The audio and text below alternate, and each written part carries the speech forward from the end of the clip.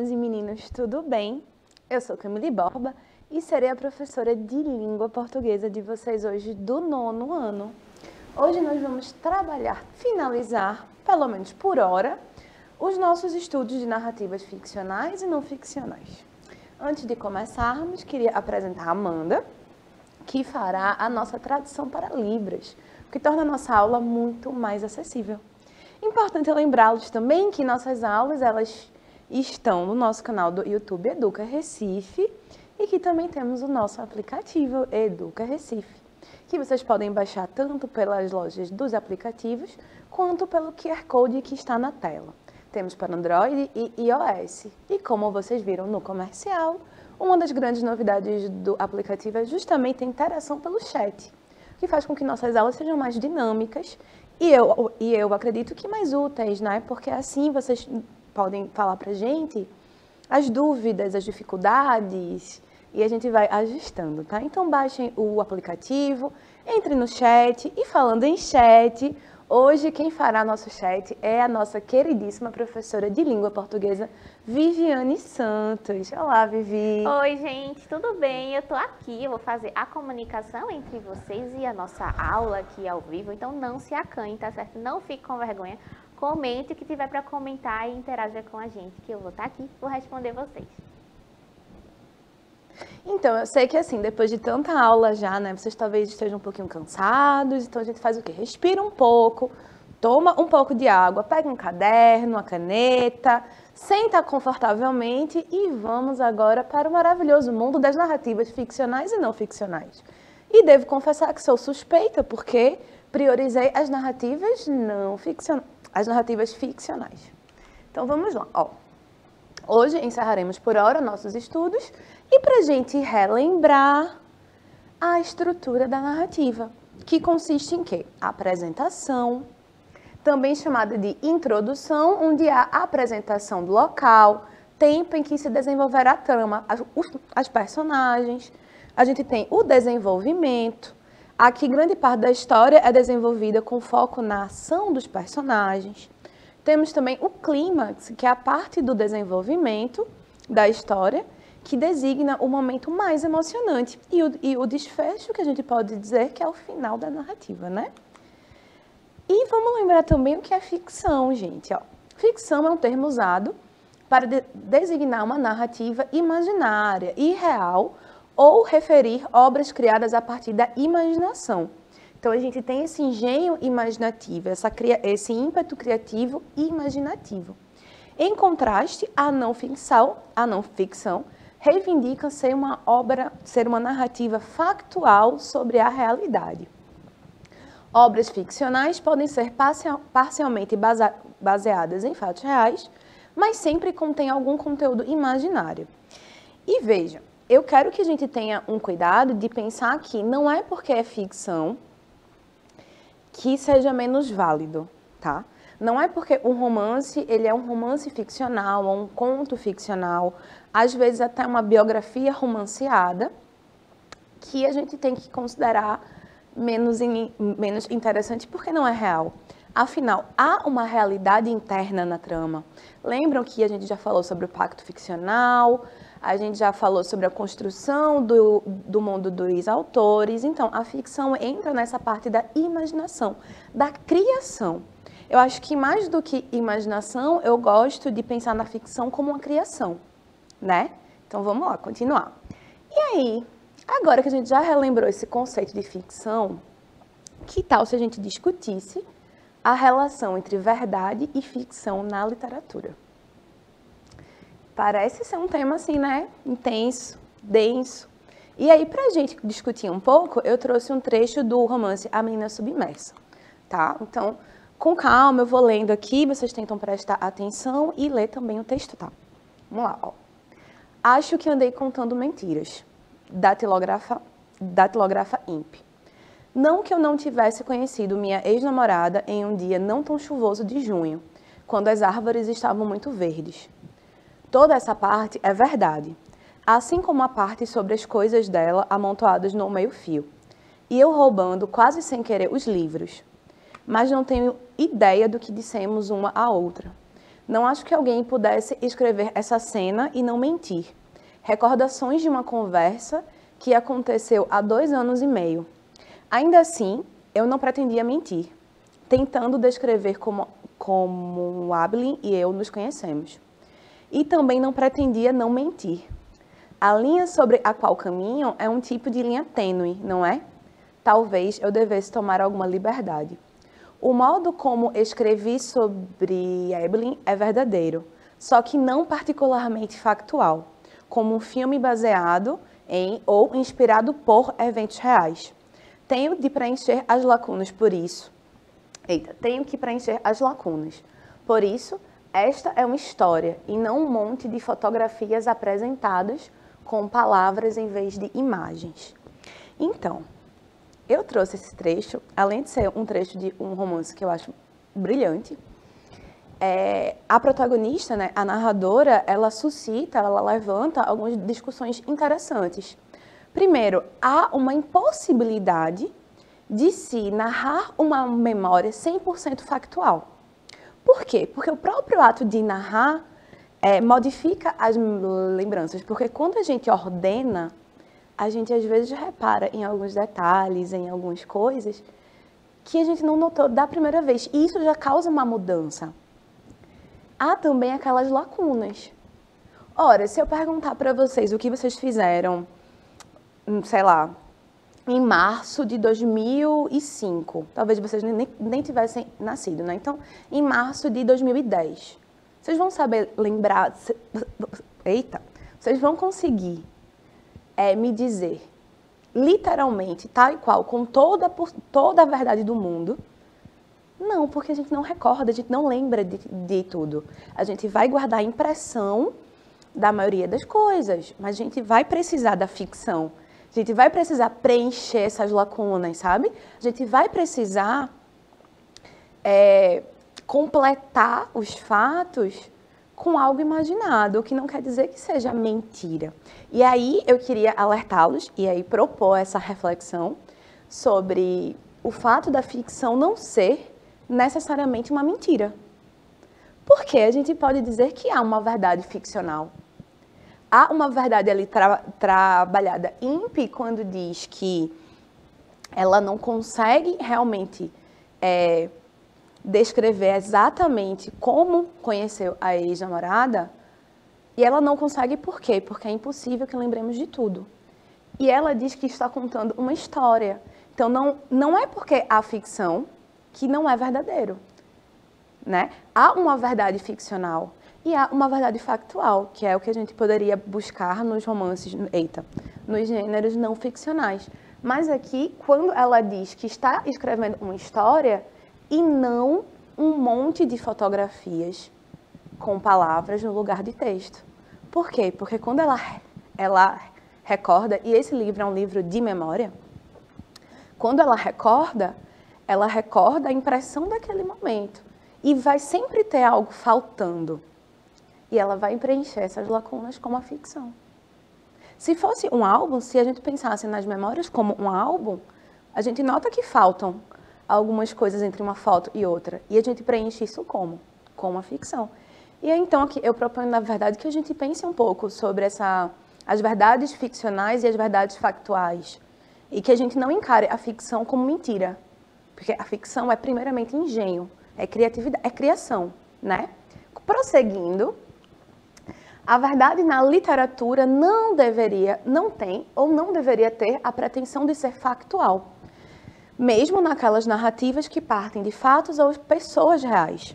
Sempre há espaço para a criação. A ficção não deixa de ser verdade ou de ter a sua verdade por não ser factual, tá? E aí eu trouxe uma curiosidade. Você sabia que a narrativa, ela deve tudo à oralidade, né? E em sociedades ágrafas antigas, em civilizações antigas ágrafas, havia a figura do homem-memória. E esse homem-memória, eles guardavam em si a gênese do povo, as lendas, as histórias de como a sociedade começou. Mas essas histórias eram repetidas, mas elas nunca eram repetidas da mesma forma. Por quê? Porque o mais importante, ele permanecia. mas você tem algumas mudanças, então não deixava de ser verdade por não ser tal e qual. Se a gente pensar bem, é a escrita que fixa a memória no papel e a gente acaba somente repetindo a mesma coisa. E esses homens de memória, eles contavam a gênese da família inteira, do povo inteiro. E claro que de um homem memória para outro, você tinha mudanças nessa narrativa, mas os elementos essenciais permaneciam. E aqui eu trouxe, na verdade, um novo tópico que eu acho deleitoso, eu acho divertidíssimo, que é o das narrativas fantásticas. Então agora a gente vai estudar um pouco do estranho, o fantástico e o maravilhoso. E aqui eu estou usando, claro, uma base de Todorov, que é um dos maiores pensadores sobre esse tema. E aí, o que seriam essas narrativas fantásticas? São aquelas que vão usar elementos que fogem do real. Por isso que eu pus aqui um fantasminha, um hipogrifo, um dragão, dragões e tal, porque são essas literaturas imaginativas, certo? Então, as narrativas do gênero fantástico evocam o surgimento do sobrenatural, procurando conferir uma ilusão de verdade tão intensa quanto possível. Pode-se, então, definir literatura fantástica como a narrativa que é elaborada pelo imaginário, por uma dimensão supostamente inexistente na realidade convencional. Então, aqui a gente vai ter narrativas que vão sair desse real e que vão inserir elementos fora dessa realidade, sobrenaturais, fantásticos, imaginativos. O fantástico mantém uma atitude de dúvida diante das manifestações sobrenaturais, evitando ou deixando em suspenso uma resposta para o acontecimento insólito narrado. O que isso quer dizer, né, gente? Quer dizer que quando há um evento sobrenatural ou insólito, a explicação para isso, ela tem 3 caminhos possíveis. Ou a gente se mantém na dúvida e não sabe, ou a gente vai para o campo do aceitar o sobrenatural, então a explicação seria talvez um fantasma, talvez fadas, duendes, enfim. Ou a gente pode ir para o caminho do estranho, em que a explicação para esse efeito, para esse evento sobrenatural, para esse evento fantástico, é uma explicação racional. Então, talvez seja um gato que, sei lá, derrubou o pote, talvez seja loucura, talvez seja armação. Então, é no desfecho dessas narrativas imaginativas que a gente tem essa certeza de se vai ser um fantástico, se a gente vai falar do maravilhoso, ou do estranho, que é o que a gente vai trabalhar agora. Esses desfechos que identificam a natureza do que antes era desconhecido na trama mudam o gênero da narrativa. Um fato improvável, explicado por lógicas que obedecem às do mundo natural, torna a história parte do gênero estranho. Um fato impossível e sem explicações que obedecem às do mundo natural e torna parte do gênero maravilhoso. Certo? Então, a gente vai começar o fantástico, o maravilhoso e o estranho. E aqui eu trouxe uma coisa bem gótica, assim, nesse slide. Porque, na verdade, né, a gente começa com essas narrativas e imaginativas nesse período, enfim. Mas será, Camille, antes de... Vou falar. Já que a gente tem participação, vou falar aqui. Antes de você começar a falar do fantástico, do maravilhoso, que são essas literaturas aí que dão asas à nossa imaginação, vamos ver como é que está a interação no chat. Tem muita gente falando aqui, muita gente acompanhando a sua aula. Aí eu fui jogando umas provocações, perguntando o que eles gostavam de ler. Eles disseram que gostavam de ler mais ou menos. Não era muito nem pouco, era mais ou menos. E aí a gente começou uma conversa aqui de que eles gostam de ler fantasia também. Eu disse para eles que gostava de ler muito história de mistério e eles concordaram, disseram que é muito bom. Então, assim, estão muito empolgados aqui, assimilando tudo que você está dizendo, né? E vamos ver o que mais. Ó, o Cauã está dizendo que fantasia é massa. Ai, então, Cauã, concordo também, viu? Gosto demais. Concordamos com Cauã, é incrível, né? Poder imaginar aí universos novos, novas realidades, né? Porque dentro do romance aquela realidade existe. Aquilo é a verdade, mesmo que não exista no nosso mundo real aqui, do que a gente está vivendo. Então, se transpor para o livro é sempre muito bom, né? Eu sou uma completa suspeita, né? Eu adoro fantasia, adoro literatura imaginativa. Na verdade, eu sou suspeita no tópico literatura. Livros. Gosto de quê? Livros, sim, muito.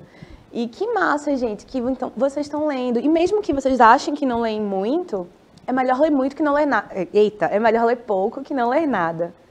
E sobre a fantasia, é muito interessante a gente notar como esses gêneros fantásticos, que fogem, né, um pouco dessa nossa realidade real, entre aspas, é que eles exploram várias possibilidades de existência, já que a gente não tem o quê? Limite. Então, se a gente vai criar um mundo todo do zero, a gente pode, nossa, fazer o que a gente quiser, contanto que a gente respeite nossa própria construção de mundo, tá? Isso é importante. Então, ó, o fantástico, para Todorov, que é um estudioso do fantástico, caracteriza-se pela hesitação no que diz respeito à explicação dos eventos sobrenaturais ou insólitos. Até o desfecho da narrativa, não é possível precisar se as explicações são racionais ou caem para o campo do sobrenatural. Todorov fala exatamente isso, que o fantástico é a hesitação. Então, se, digamos, eu estou lendo um romance, e aí alguns eventos estranhos começam a acontecer, por exemplo, objetos aparecem em outros lugares. Se até o final da trama eu tiver dúvida, eu estou falando do fantástico, tá? Mas se a esse fato eu tiver uma explicação racional, como, por exemplo, alguém que você não sabe está trocando os objetos de lugar, temos uma narrativa que traz uma explicação dentro do real. E aí a gente pode dizer que se trata de uma narrativa estranha. E temos o maravilhoso, que é esse gênero que a fantasia é bastante próximo. Que é o quê? É uma naturalização do insólito. Ou seja, fatos, os seres sobrenaturais são aceitos, pois estariam inseridos em um universo em que tudo é possível. Então, acontecimentos que não fazem parte do mundo natural dos homens. Um universo povoado por bruxas, fados, doentes, em que o insólito ocorre e é aceito pelos personagens e pelos leitores como possíveis de acontecer nesse mundo imaginário. E um dos principais exemplos que a gente pode trazer para essa narrativa maravilhosa é justamente a fábula e o conto de fadas. E voltando um pouco sobre o que Vivi falou sobre romances de mistério, alguns deles eles podem ser construídos com essa ideia de é sobrenatural, não é sobrenatural, e quando no desfecho a gente tem uma explicação racional, o investigador descobre a causa, então a gente diz, é um estranho. É estranho, não é mais fantástico. E a gente vai para a fábula, que eu acho que seja um dos gêneros que vocês estejam bastante familiarizados, né? Já que a gente escuta e lê isso desde muito pequenininho, né? É uma composição narrativa em que os personagens são animais que apresentam características humanas. Então, a gente tem uma personificação aí, né? Principalmente a fala. E a fábula, ele tem um caráter educativo. E no final a gente sempre tem um ensinamento, uma moral, como por exemplo, a cigarra e a formiga, a gente tem a lebre e o coelho, como por exemplo. Então, bastante utilizada na literatura infantil, a fábula busca passar, através de histórias vivenciadas pelos personagens irracionais, ensinamentos para os seres humanos. O que mostra o quê? O que comprova que a literatura tem muito mais função do que a gente pensa. A literatura também é um repositório de conhecimento e de educação, né? Porque a gente vai aprendendo sobre outras realidades, sobre outras possibilidades, a gente pode botar isso em prática. E a gente tem, uma curiosidade, que a importância das fábulas na formação moral das sociedades é tamanha que, na Idade Média, as lições morais dos textos eram copiadas com letras vermelhas ou douradas para dar destaque a um comportamento errado e correto, mostrando que essa função educativa da literatura. Outro gênero que também surgiu com essa função de educar, moralizar, foram os contos de fada, que a gente assimilou como um gênero infantil, para o deleite da infância, mas a infância é uma invenção mais ou menos moderna. Então, quando esses contos surgiram há muitos séculos atrás, a ideia era educar. Só que a gente está falando de uma sociedade que tinha né, uma população analfabeta em sua maior parte. Então, a gente não tinha essa circulação de livros. E a gente tinha o quê? Histórias orais. Essas narrativas que primeiro foram orais, depois foram copiadas. Mas a ideia era ensinar, era não vá para a floresta porque o lobo pode te pegar.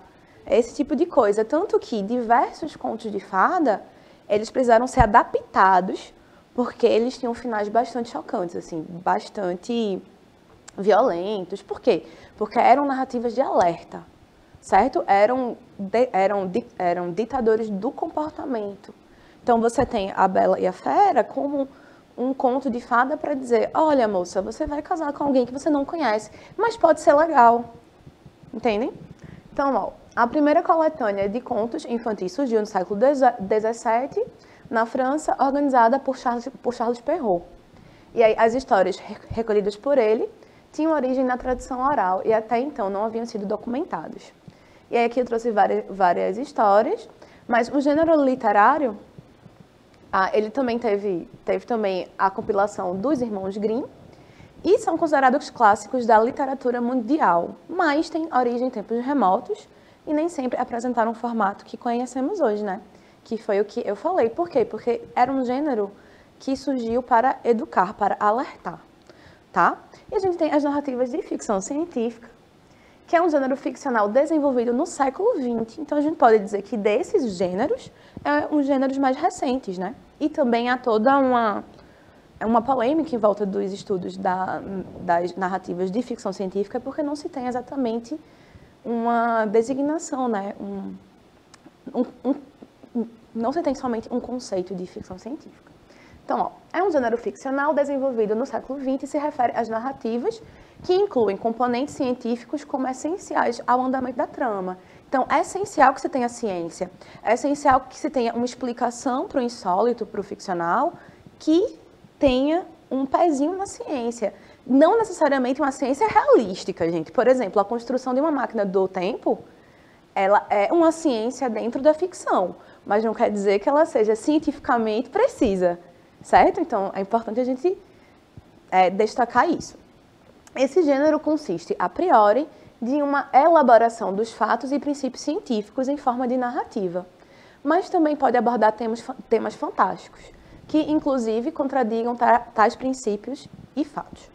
Entretanto, nas duas situações deve haver algum nível de plausibilidade e verossimilhança. O que isso quer dizer? Quer dizer que, em algum nível, a explicação científica ela tem que parecer verdadeira. Ela tem que fazer sentido dentro ali daquela ciência explicada, mostrada no romance. Ela precisa ser verossímil, ela precisa ser acreditável. Ela precisa parecer com a ciência mesmo.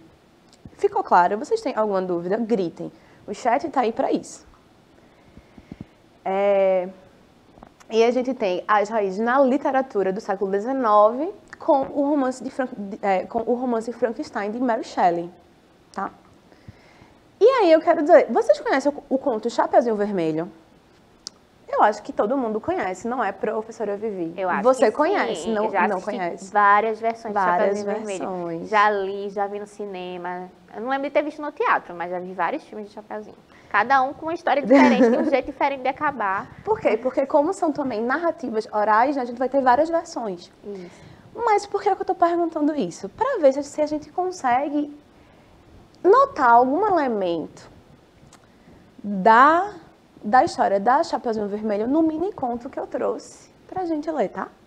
Ó, vamos ler junto aqui. Uma velha um dia lhe profetizara que seu destino era ser comida de lobo. Durante anos, estudou os hábitos lupinos e como atraí-los. Inventou uma avó apetitosa e um disfarce de menina casta com capuz vermelho. Tudo dependia do caçador. Por causa de um cochilo, ele não chegou a tempo. Maktub, pensou.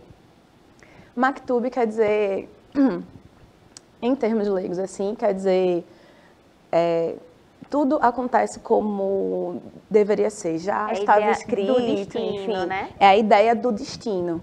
Então, será que a gente tem alguns elementos que a gente poderia associar? Claro que eu já dei um spoiler antes, né? Porque eu quis direcionar vocês para essa leitura. Se a gente perceber, a gente tem, por exemplo, a figura da avó, do caçador, do lobo, da Chapeuzinho, que não se chama Chapeuzinho aí, mas a gente tem uma capa vermelha. Então, essa apropriação desses elementos de uma outra narrativa para a sua própria narrativa, que foi o que eu fiz, a gente chama de intertextualidade. E esse é um dos principais recursos na construção das nossas criações, digamos assim. Por quê? Porque o nosso discurso, as nossas crenças, as nossas referências, a gente é completamente permeado por tudo que a gente já viu, já leu, já consumiu, já assistiu. Então, é até presunçoso a gente achar que as nossas criações são únicas. E aí disse, né, que a única pessoa que teve um discurso completamente original foi o Adão mítico, que é aquela figura imagética do primeiro homem que falou. Depois dele, todo o discurso é uma repetição de outro. Aí a questão é como a gente faz, né? E aí essa intertextualidade, essa presença textual de elementos semânticos ou formal que se referem a outros textos produzidos anteriormente. Pode ser explícito ou pode ser implícito como referência, tá? E aí essas referências, elas ampliam a intertextualidade, né? Essa relação. E aí a gente consegue ter textos mais ricos, porque tem sempre um texto que retoma outro e outro e outro. E a gente acaba costurando uma coisa nova. Nossa aula chegou ao fim e eu trouxe aqui uma reflexão de Cora Coralina. O que vale na vida não é o ponto de partida e sim a caminhada. Caminhando e semeando, no fim terás o que colher. Deixo aqui para a gente refletir. Vou passar para a professora Vivi se despedir de vocês, desse chat maravilhoso. Gente, o chat foi massa, vocês interagiram muito, surgiram vários gêneros aqui que eu adorei, até indicações de leitura. Então, muito obrigada. Eu vou acompanhar aqui e vou ler as indicações de vocês. Um cheiro e até a próxima aula. Como sempre, é um prazer estar aqui com vocês. Espero que vocês tenham gostado. E mandem mensagem para mim, gente. Eu respondo, juro. Um beijo e até a próxima, tá certo? Tchau!